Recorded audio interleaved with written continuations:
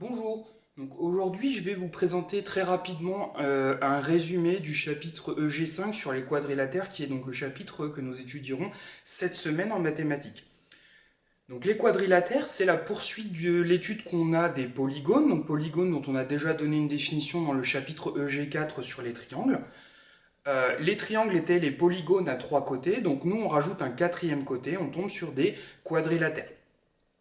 Les quadrilatères, on a différentes classifications de ces quadrilatères. Mais si donc on part de la classe de base des polygones donc à quatre côtés qu'on appelle des quadrilatères, on a un premier critère qui nous permet de classer les quadrilatères en deux grandes catégories selon le fait que les quatre côtés soient croisés ou non.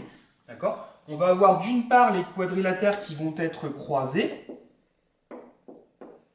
Donc ce sont typiquement des quadrilatères qui vont ressembler à quelque chose comme ça, et qui sont des quadrilatères que nous n'étudierons pas au collège, en tout cas pas en sixième. On étudie un petit peu les quadrilatères croisés en troisième quand on travaille sur une des configurations du théorème de Thalès, mais ça, vous avez le temps de le voir venir. Nous, cette année, ce qui nous intéresse, c'est l'autre catégorie de quadrilatères, à savoir les quadrilatères qui ne sont pas croisés. Donc les quadrilatères plus classiques qu'on a déjà l'habitude d'avoir rencontrés un petit peu en école primaire. Donc ça va être par exemple quelque chose comme ceci. Parmi les quadrilatères non croisés, on a encore différentes classifications. Là encore, toutes les classifications ne vont pas nous intéresser en sixième. Il y a en particulier une figure dont vous avez peut-être déjà entendu parler qui est un quadrilatère non croisé mais qui ne nous intéresse pas en sixième, c'est le trapèze. Donc tous les quadrilatères non croisés qui sont un peu dans le même type que le trapèze ne vont pas nous intéresser. Nous, tous les quadrilatères qui vont nous intéresser en sixième sont des quadrilatères qu'on va pouvoir regrouper dans une même catégorie de quadrilatères non croisés qui s'appellent les parallélogrammes, dont vous avez peut-être déjà entendu parler.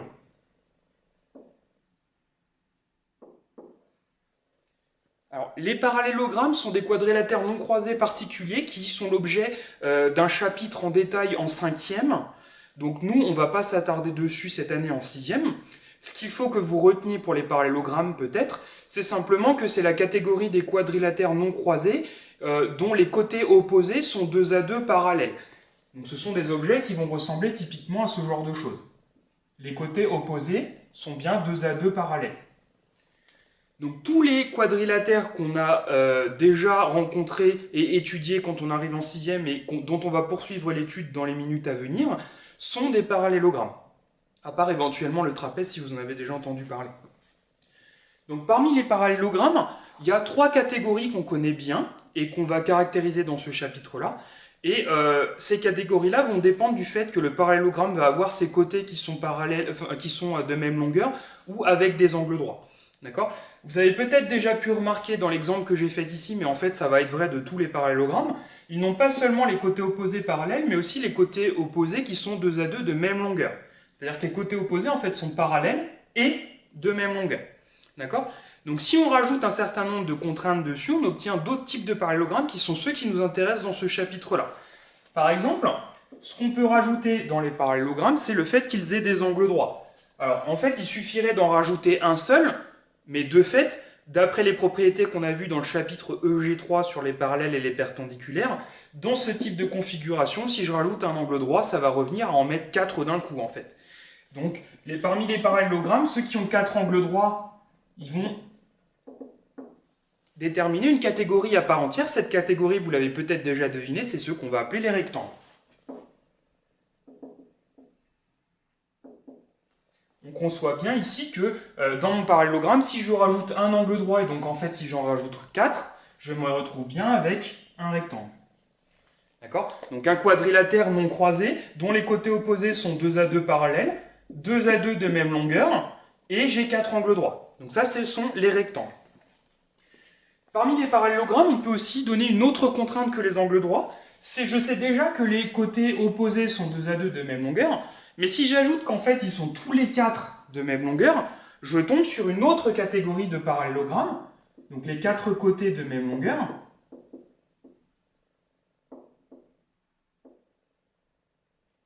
Et cette autre catégorie de parallélogramme dont tous les côtés sont de même longueur, vous l'avez peut-être aussi là déjà deviné, ça va être les losanges.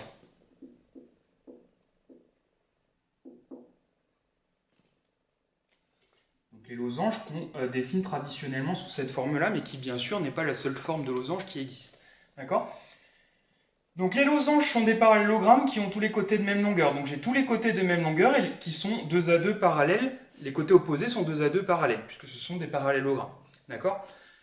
Parmi les losanges et les rectangles, si je rajoute d'autres contraintes, je vais tomber sur la troisième catégorie qui nous intéresse et qui en fait est une fusion des contraintes que j'ai sur les deux. C'est-à-dire que si dans mon rectangle, j'ajoute le fait que tous les côtés en fait sont de même longueur,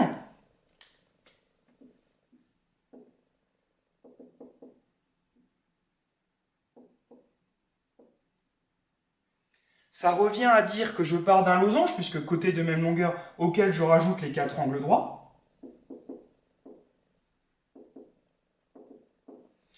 Et donc, un losange avec 4 angles droits ou un rectangle avec tous ses côtés de même longueur, ben là aussi, vous le savez, ça va s'appeler un carré. Donc le carré qui est le quadrilatère non croisé par excellence, puisque lui, il va avoir toutes les propriétés qui nous intéressent dans des quadrilatères. Donc il n'est pas croisé, il a ses côtés opposés 2 à 2 de même longueur et parallèles, et même mieux que ça, il a 4 angles droits et tous ses côtés sont de même longueur. D'accord ? Si vous avez compris cet organigramme des quadrilatères, ben vous avez compris l'essentiel de ce qu'on va faire dans ce chapitre EOG5 sur les quadrilatères.